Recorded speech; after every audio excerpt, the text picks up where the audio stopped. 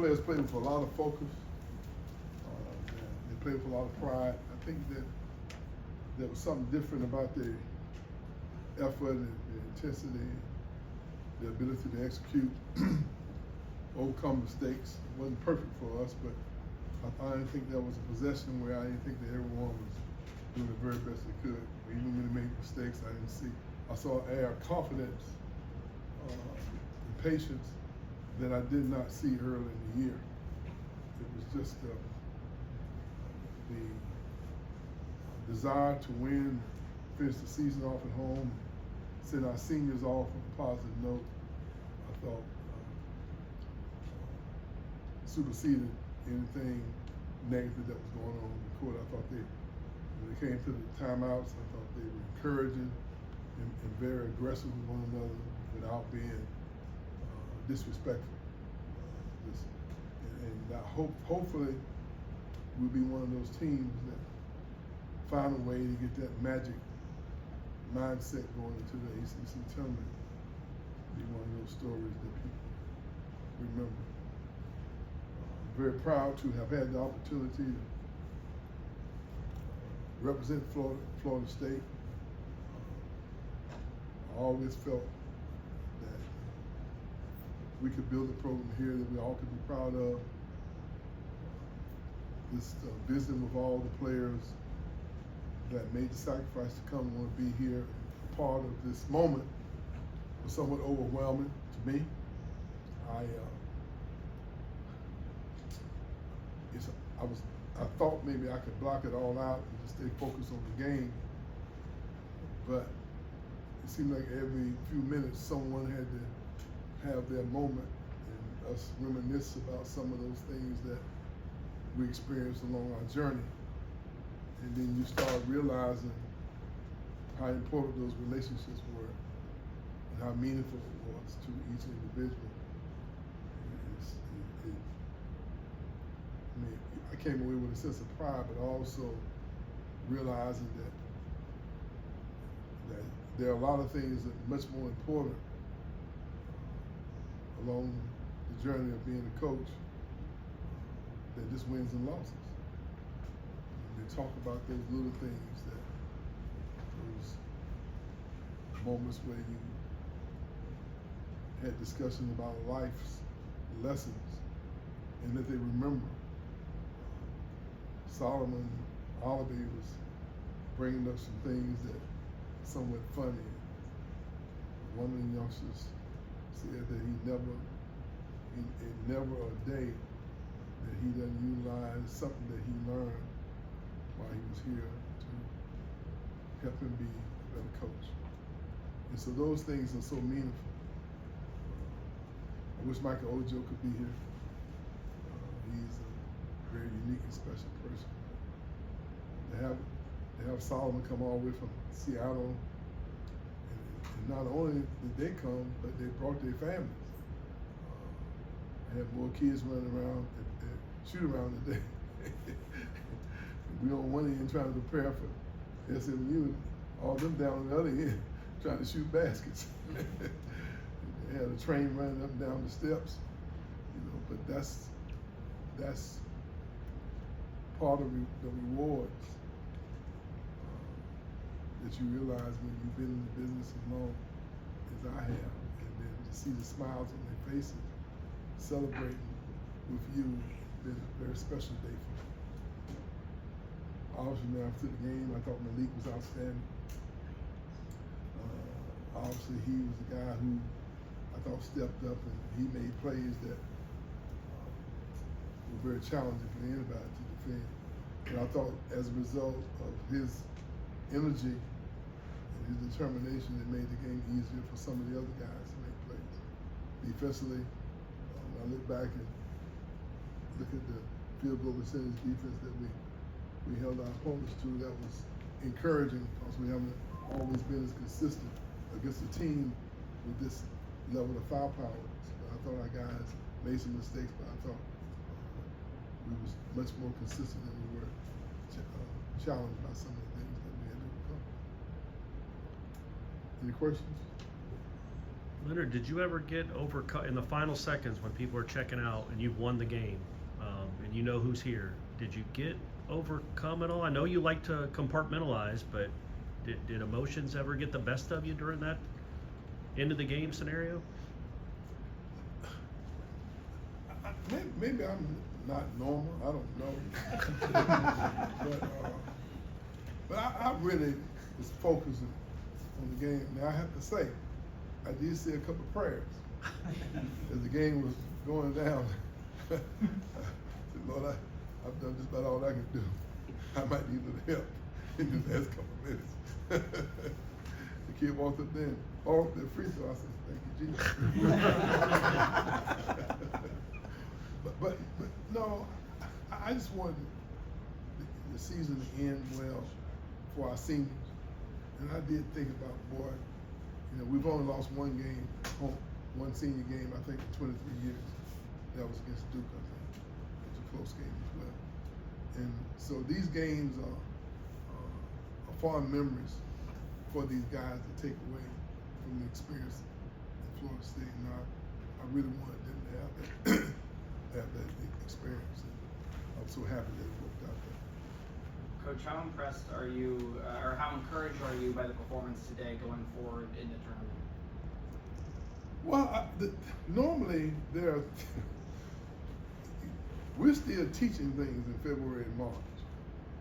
The day we had less boo-boos, we had guys pretty much executing what we had in our game plan, offensively and defensively. And that's what I noticed, that we wasn't repeating mistakes. And that says a lot about the progress that we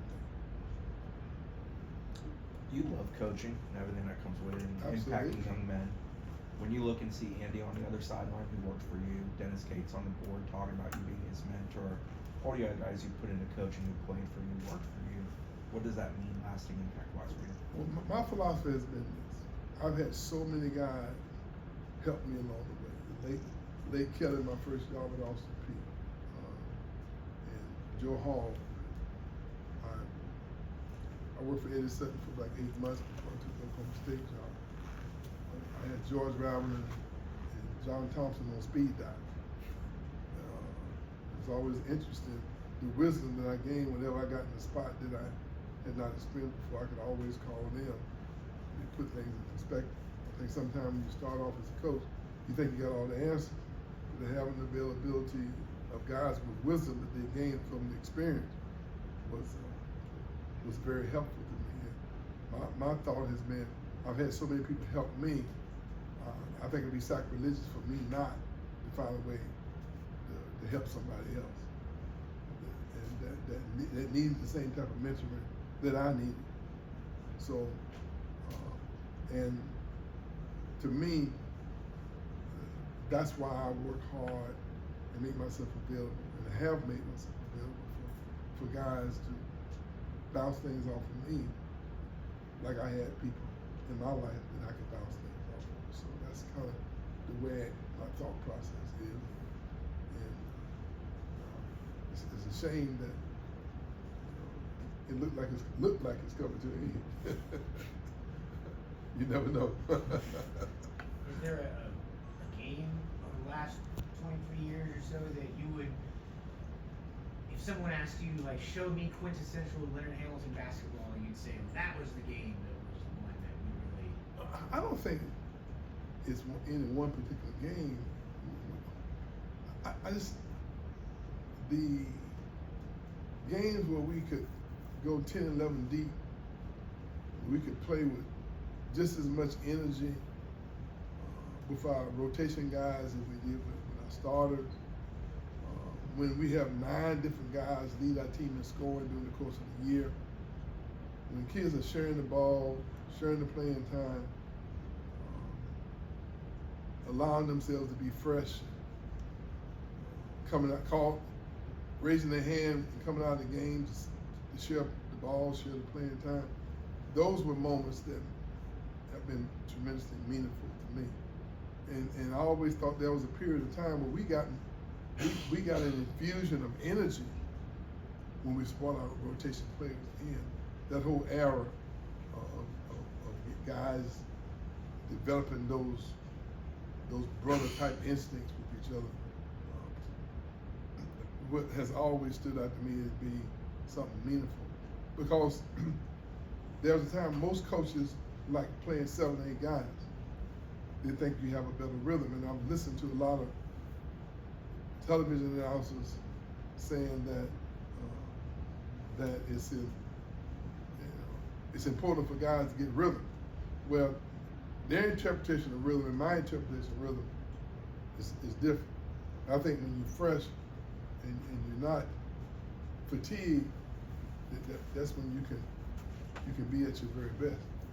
And I'm sure that the era of being consistent with that stands out more than one particular game. You talked about a little bit out there. You talked about a little about there. What did it mean? Your teammates sitting courtside. It's when the last time you'd been together as a group with them?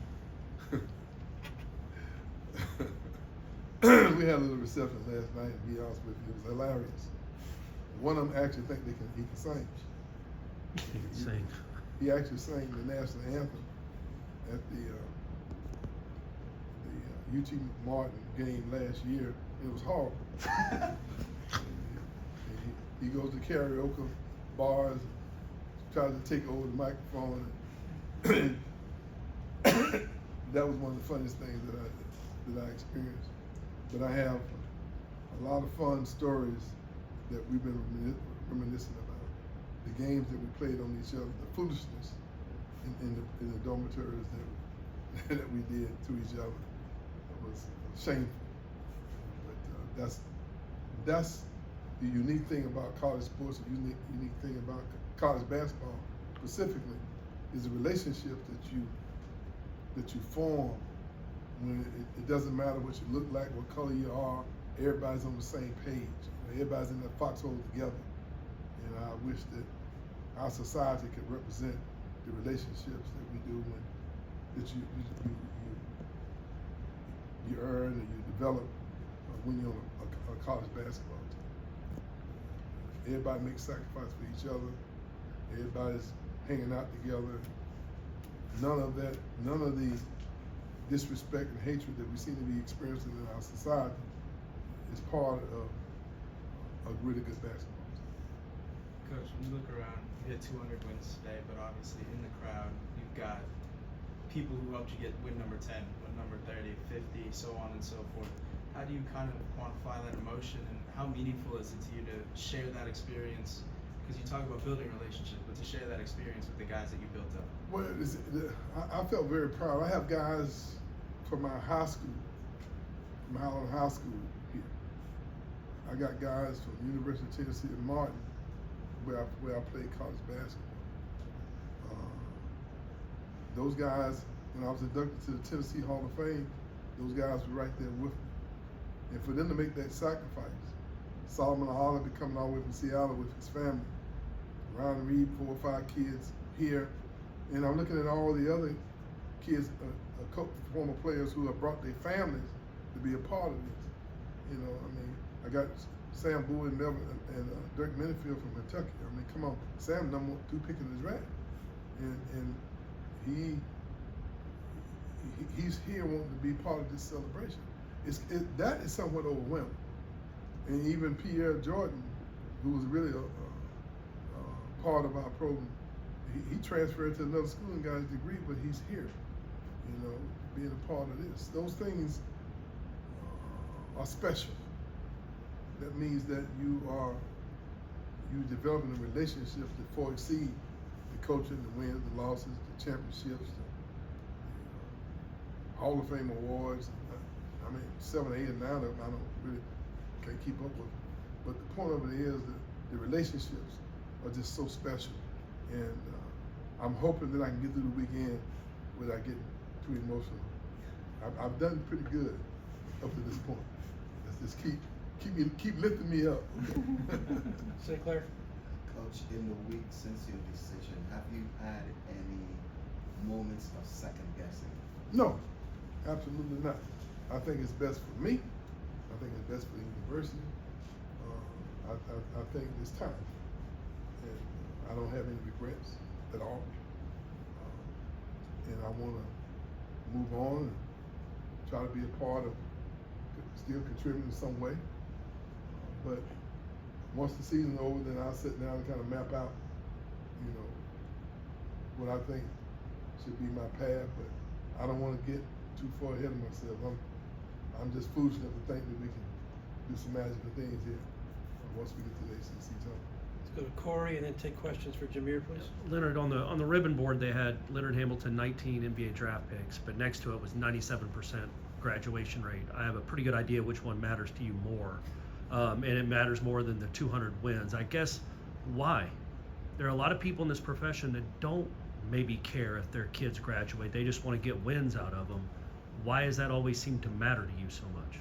Well, for me, being the first college student in my family, and realizing the importance of overcoming the challenges that we did during my era, because I came through segregation. And in order to have a meaningful life, you had to have your education, at least have a chance. But for me, knowing that my father and my family could not contribute to me getting my education, I had to set the example for my brothers and my sister. So me going to college allowed me to adopt my brother Willie, and he goes to college, he meets his wife in college, and both of his kids go to college. I adopted my brother Barry, he didn't have kids, but I adopted my sister Pam. She goes to college and her son goes to college. And then Willie's kids, and my brother John, because I graduated, he goes to college, his son goes to college, meets his wife who goes to college, and they started their family. We changed the whole culture of our family by me getting my education. And I realized the importance of those same opportunities, and Jameer's a perfect example. He's gonna get his degree, and it's gonna be meaningful to his cousins and nieces and sisters and family, because they're understanding to set a little higher, and so they're giving themselves a chance to have a better way of life, because they've earned, they got the qualifications that open up doors for them that would be shut if they didn't have those credentials. Take questions for Jameer, please. Jameer, is there any added pressure? I assume there has to be in a game like this, wanting to send your coach out a winner on the home court. I know there's always pressure in a college basketball game. Was there more? I wouldn't say it's more pressure. I think we all just had a good focus coming into it. I mean, it showed in shoot around, and I think we carried it over to the game. Like, we just focused on getting a win. Sure, you had an opportunity that you considered the draft last year.